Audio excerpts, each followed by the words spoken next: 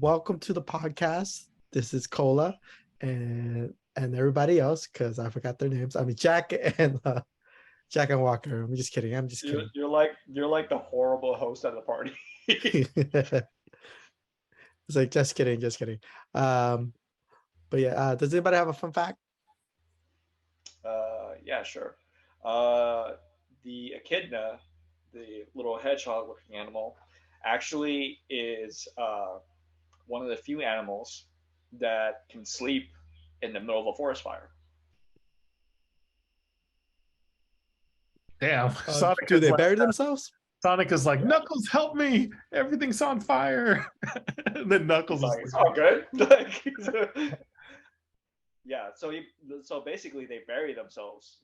Yes, exactly right. They bury themselves into the dirt, and their bodies are actually able to withstand high amounts of heat, up to like they've been known to handle temperatures up to like 130 degrees. nice. That's cool. Fucking Knuckles. Yep. Do you know the way?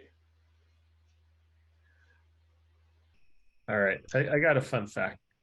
Um, so since most people are right-handed during World War II, most German soldiers trained themselves to eat with their left hand, so that when they all started eating, whoever was not eating with their left hand was suspected of being a spy. They did that That kind of makes. they did that so it could make spies easier to spot. How do you put up the number three with your fingers? How Yeah, do you this do is it? from like a you're supposed like Americans do this, but then Germans do this. Oh, Germans do that? I thought it was Yeah. this. They count from their thumb. Nightcrawler does this. Yeah. So that's one of the ways they figure out who are spies, by seeing if anyone is eating with their right hand instead of their left hand. Okay, so it's like kind of one of those like ingrained secrets of their military. Yeah, they So train all the soldiers to eat with their left hand. And then if all the soldiers are eating together and then there's someone who's eating with their right hand, they're going to be suspected as a spy. mhm, interesting. I mean, to create a quirk like that. Uh, but wouldn't that work on the flip side, where you're training someone to eat with their left hand only, and what if they go to the opposite side, and you find out that they're right-handed, but they're mysteriously eating with their left hand? Then it's just like, I mean, I think it's like something that everyone knows, but I don't know. That's just what I read for my fun fact. well, yeah, but if you're just going to be a spy going to that the other enemy lines, but you're trained like a like that kind of soldier, then it's just like, it's very odd if you're right-handed and you're not eating with your right hand. Yeah. Yeah, but as Cola was pointing out earlier, I think there's that one movie, Inglorious Bastards, where all the Nazis were able to figure out who was a spy based on how they counted the number three. So it's kind of like a similar thing Mm, where they counted with they counted their thumb first, then their index, then their middle finger, instead of how most Americans do it with their index, middle, and ring finger. we need to start creating a new way to count to three, or displaying three, just two index fingers and an erect penis, and it's boom. All right. A fun fact for me. So apparently, the first cameras on phones were used for deaf people, so they can sign on their phones. But this is like early '90s technology. So when that happened, they put it on phones, but then it just evolved into people taking photos and recording themselves. Mm. So yeah. Remember, don't you guys remember like when you got your phones? Like, why do people have cameras on their phones, right? Do you guys never? Who uses that? Because the picture quality was pretty bad back in the day. I figure people still want to send pictures and text and stuff. So, That's true. but at the time, like there was a lot of it cost a lot just to send a picture. You were charged in megabytes for how much data you sent. For a And you grainy charge picture. per text too. Shit. Yeah, and you're charged per text, per like letter. I'm like, fuck. Back in the It's like day, 10 cents a text. I'm like, forget it. there's You no get 4G. Oh, I remember 100 text messages per day. I know. And Companies if you used go to over that, they charge you. We always went for the unlimited text plan. Unlimited text in minutes after like 9 p.m.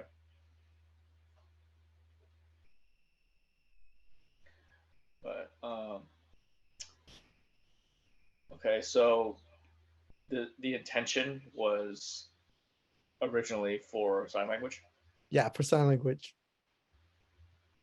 But I mean, they did it in Japan first, right? I think they were above, far beyond us, when it becomes technology like that. But yeah, it's for signing and sending it out. But then after that, people like, hey, but you take pictures on it, you can send videos and stuff like that. So now that's why it's kind of a custom thing on your smartphones now.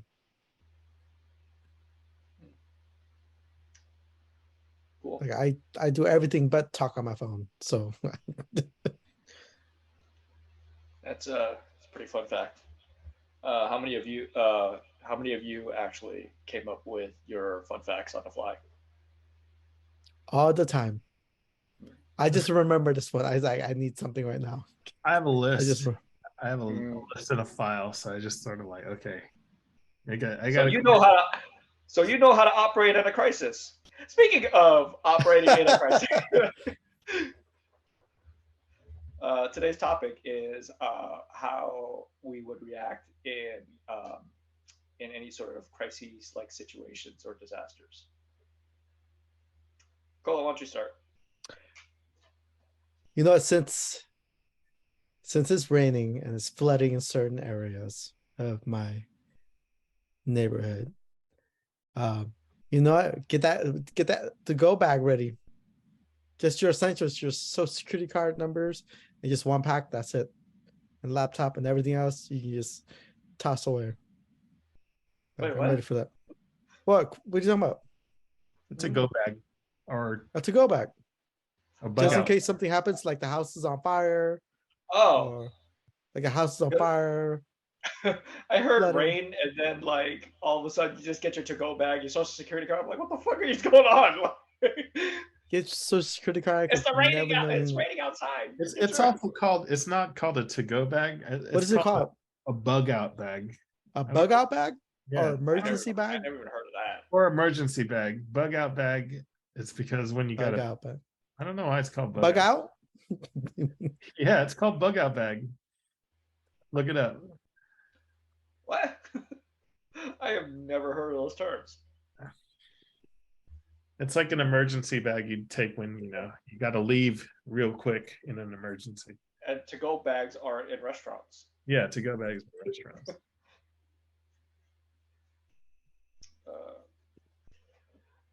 A bug out Well, bag. yeah, I mean, even right now, like if the power goes out, like I think we have battery banks ready to go, things fully charged just in case the power does go out. Mm-hmm. So I mean, it's pretty rainy and it's windy right now, so it's gonna happen eventually. And stock up on toilet paper. Yeah, I don't know, but how would you handle yourself? How would you handle yourself in a crisis situation, like something that just happened? Oh, I seen it before. I mean, I think I witnessed a car crash right in front of me. Uh, I saw it immediately. I was driving with somebody on the passenger. I was just driving slowly, and I was like, "Why is this person driving so crazy?" And all of a sudden, you see the person just, veer over to the wall and just smash the wall, and then the car sliding across the highway and then back and forth. because it was I mean, this person was going really fast, but it was flying back and forth thing, and I just like slowed down a little bit, and I just once I got the clear, I just drove right off, right ahead, because I'm not gonna deal with that. It's not my crisis, but if I ever, I mean, I didn't even panic. I was like, okay, I'm gonna make slow down, make sure this thing's clear, and I didn't even check upon the person.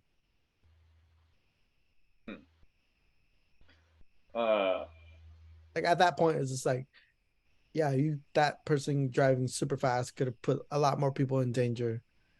Like, Yeah, I mean, like it's very preventative because like I've seen people do that before too, where it's just like they had one dude was driving, he had one knee and his elbow on the fucking steering wheel while trying to text on his phone and driving on the freeway, and I'm just like, all right, you are not going to be my problem. I'm just gonna get ahead of you, and that's it. Yeah, I think that's the key is try to avoid preempt as much, and stay avoid calm, potential problems and stay calm. Yeah. stay calm, assess the situation around you, if it's safe or not, and try to get out. Try to go find somewhere safe to go. And for me, that was the situation. Like, I got to get out of here. So I've been telling Jack this too, but I've been watching this guy, Scary Interesting. Uh, Basically, he tells a lot of true story tales from like people's experiences with like a lot of it focuses around like cave diving and like deep diving, but there's a lot of other ones called like collection of horrible fates and stuff where it results in loss of life or still to this day missing people, and it's just like handling those crisis situations like when they come about, and it does talk about like you know um, how you can prepare as much as you want, but sometimes like bad shit just happens.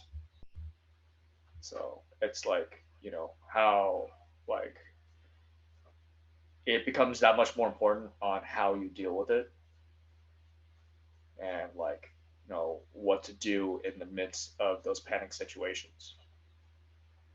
Yeah, I mean, the easiest thing, it's easier said than done, but the first thing that comes to mind is don't panic. But at that point, you don't know how you're going to be in that situation. So Yeah, you a just lot got of those deep, to take a deep breath and collect your thoughts and get your bearings. yeah, That's like the like most important thing to do.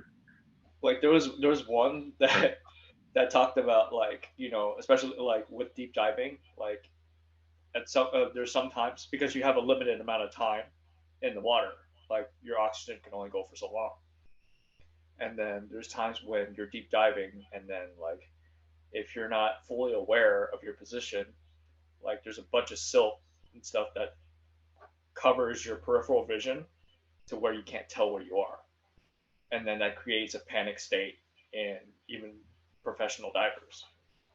And we are talking about like one time like there was a deep diver that was just, diving along, and that situation happened to him, but he wasn't panicking.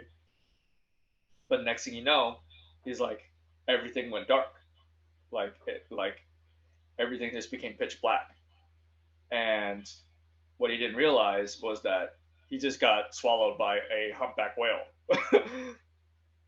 And like because he was like feeling around and he just like felt a bunch of like squishy muscle and stuff, and then whale spit him out. But it's just like that was like one of the things that's never happened before. And it's like holy crap. But, yeah. What about you, Jack? What panic situations have you encountered? Well, And I like, haven't been scuba diving or anything, but I feel like in a tense or emergency situation, it's you just got to take a deep breath and figure out what to do or what's going on, and try to um, like not panic or anything. Easier said than done, but like for example, if you get in a car wreck or something happens, don't just get all hysterical or emotional. Do the right thing and go out, take pictures, ask if ever anyone's hurt, all that. I think I passed by, like, I was in traffic. This was a while ago, but I was in traffic and I witnessed like a little fender bender. And then I noticed like they did the right thing. They moved off to the side and then got Some people out. don't even do that. Yeah. Moved to the side, got out, asked them if they're okay and all that. I mean, compared to what you see in these crazy YouTube videos or TikToks where people are just get outside, start yelling at each other, or I think there was a crazy like video I saw where some guy like cut him off, and so he went in front of him. He did a brake check on him, and then he pissed off the guy behind him. And then as the guy behind him drove in front of him, he pulled out his gun and started shooting at him. And then this was dumb because he didn't have his windows open, so he shot through his own window at the other guy. I'm like, what the fuck? That's crazy. I'll send you guys a video. But yeah, there's some crazy people. What Yeah, you if don't want to you piss were off the wrong person. what if you were a pedestrian that got hit by a car and your first instinct was to get up and be like, "Are you okay?" Yeah, I mean, like if you're that's the pedestrian, then God. yeah, I don't know what to do about that. Mm. Luckily, you have to. The only thing you can do is like probably preempt it. Like, don't do like if you see like a driver going all crazy or hear something, you probably want to be aware of your surroundings. Yeah, don't wear headphones, Yeah, no earbuds and stuff like that. Yeah, it's kind of dangerous. Were you Dangerous guys now. ever hit? Where were you guys ever hit in a car accident? Hit by a car? Yeah. I was hit by a car before. yeah, I got in some fender benders. I was just walking across this on this. How'd you I was just handle walking it? across the street and somebody hit me right there. It's like, yo, there's a stoplight right here. They hit me. I rolled over top of the car, and I was like, Nalina got up, looked at the woman, and she's like, "Oh, I'm so sorry." And then she drove off. I'm like, this. I was like, this crazy lady. Bye. And I would have like taken a picture of the license plates and just sued the shit out of her. Should have done that.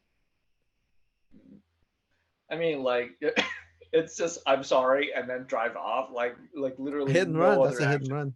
Yeah, What the hell? it's a hit and run. Wow.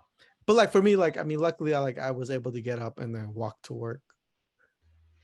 But I was like on that train ride to work, and I was like, fuck, I should have got her license plate and sued the shit out of her. Uh, I got hit. I got hit while I was riding my bike, like at a crosswalk. This is when I was like 13, and I was like riding my bike, and like I think for me back then, like riding your bike on the sidewalk was a normal thing. Like I don't know if you guys agree with that. Yeah, on the kids, you're allowed to ride on the sidewalk.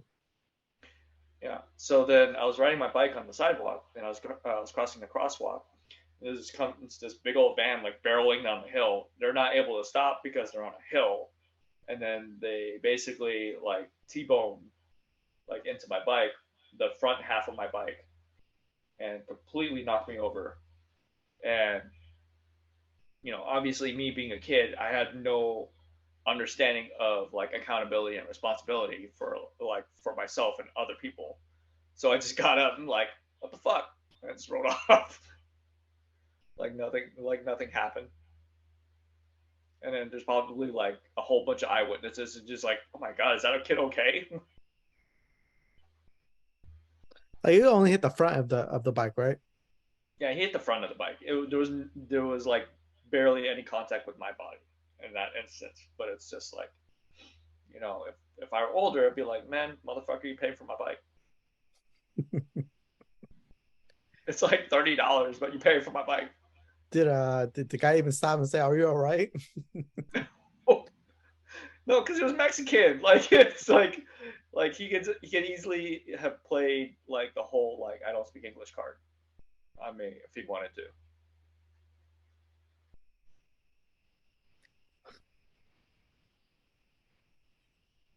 Dang. Yeah. That was like that was my instance of that. But even in those situations like of intense stress, I'm surprisingly not as stressed as I should be. Granted, I actually got Maybe because you made it out alive. That's why. possibly. I mean, for like even recently, I got rear-ended. And it was like I didn't really care. I knew the steps to I knew the steps on how to like handle the situation. And it's just like, all right, get each other's information, like take pictures, and then file a claim with your insurance. Uh, if you wanted to file a police report, that's going to take hours because they actually don't show up. And there's a high chance that even if you call the police department, they haven't been showing up to any sort of accident sites when they're being requested. They just kind of have to be in the area. So, um, like even when I got rear-ended, like I can't say that I was 100% calm.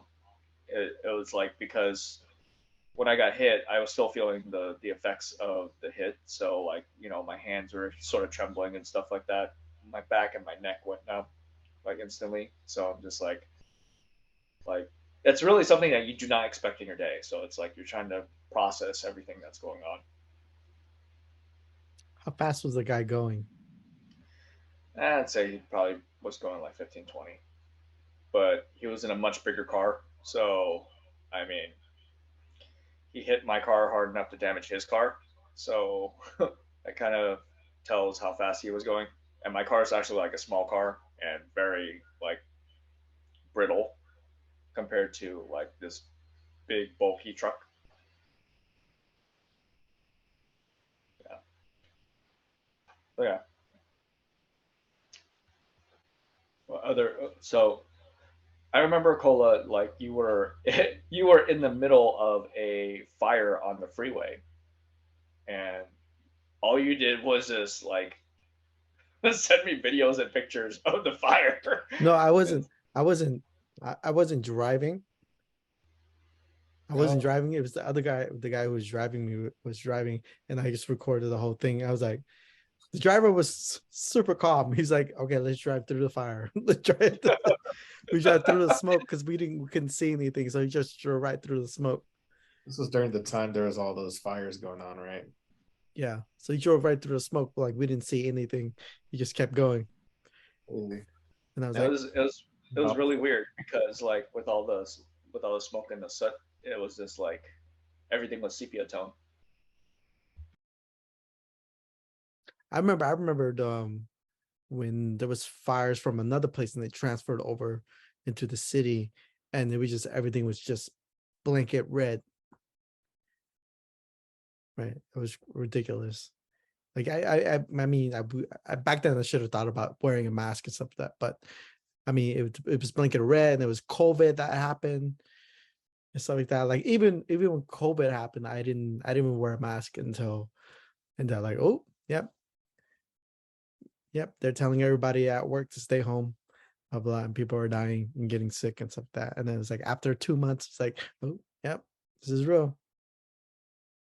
So yeah, I was like, yeah, I was like, got all the masks I could and try to stay as far as people as much as possible. But yeah, I mean, did I even get the shot? It took me a while to get the shot though. And I figured even if it was free for me. So One question now. It's just like given that we've gone through like pretty much the horror stages of the pandemic, what do you think qualifies as a crisis now? Because I think even people showing up without a mask and coughing was like the high point of like, oh shit, there's something wrong. I think at this point it's like it has to be the end of the world before for me to panic. So Yeah, forget it. It's like the end of the world. I gotta see planes falling, things yeah. burning, A lot of everything's Americans chaos out of control. is Yeah. very desensitized now because like we get news about how there's fires that are happening everywhere, or like disasters happening everywhere. It's kind of desensitizing. Like now it's like, oh, there's gonna be floods. So unless like something actually you can see something actually in your backyard, I don't think a lot of people are gonna pay mind to it. Yeah. At this point, I'm like, I'm expecting zombies with the mushrooms growing out their head. At this point, nothing nothing is scary anymore. Now, in times of crisis, do you guys feel like you're more the types to uh, flee or fight, freeze, or maintain? I'd probably say maintain. I'd probably say just maintain, just keep going with my daily life and just try to keep some sanity. Yeah. Stop in there. Don't panic. Don't panic buy nothing. You're just like, okay, this is how it is. Take my one step at a time. Yep. I mean, just reflecting on the pandemic, I didn't panic buy and shit. I just sort of maintained and took the precautions that they said to take. Did you buy a bidet? I use a cup to wash myself. Oh my. Don't need a bidet. A drinking cup. And no, yeah. Like I think we only bought like one pack of toilet paper from Costco. I'm just like that was it. Like I'm like I had a bidet, so I'm like this thing did not deplete like for over a year. But yeah, for me, I personally feel like I would be. I'm not saying that it'd be like 100% of the time, but I'd probably be more likely to fight than anything, just because like my body does not feel natural unless there's action taken. So it's like I guess it's like that FOMO from lack of action type of thing.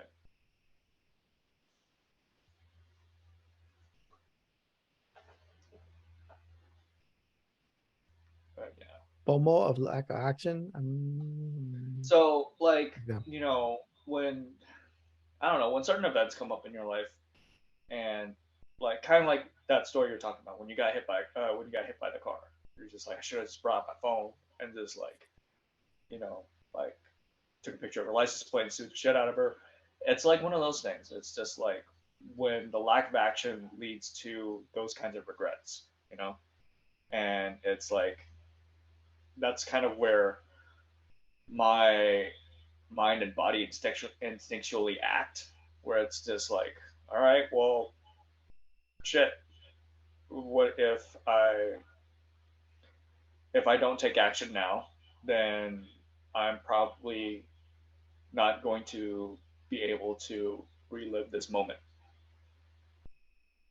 like in the same way. So it's like do something. So it's like kind of where my actions kind of start to reflect like or start to kick into like this sort of like sleeper agent mode where it's like I'll do everything I can to like get it done. So yeah, it becomes like a survival thing.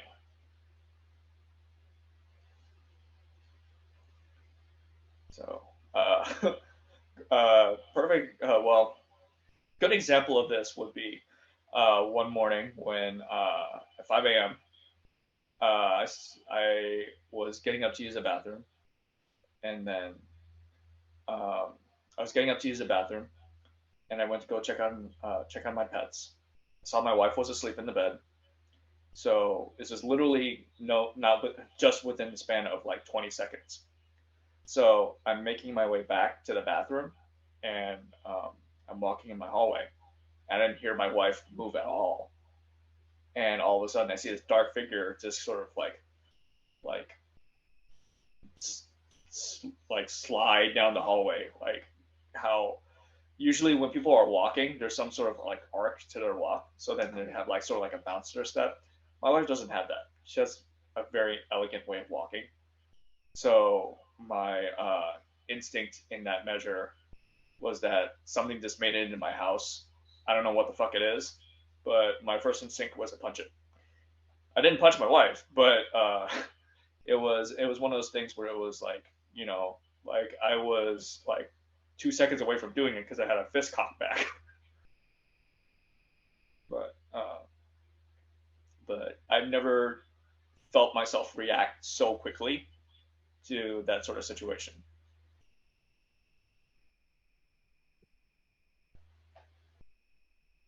Crazy. All right. We only got a minute and 30. Closing thoughts? Yeah. Don't panic. Be calm. Try to collect your thoughts before you act. Even when you're upset, take a You're big upset. breath. Take a deep breath. Maybe touch yourself. Get that post-nut clarity so that you can make the right decisions. That's going to take a little longer than just a brief moment. Take a deep Watch breath. all the PSAs. What PSAs? What Just PSAs anything. involve Rob?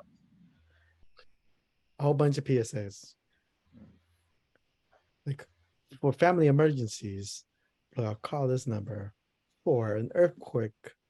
There's an Australian PSA about education, and it ends with a bunch of teenagers exploding in a minefield. And the message was like, stay in school, learn to read. Because If not, you go to war. No, because then like there was a sign that the kids like didn't look at that said "careful minefield." Like it was on a beach. So yeah, pretty gruesome commercial. But that's all the time we have. See you guys next week. See ya.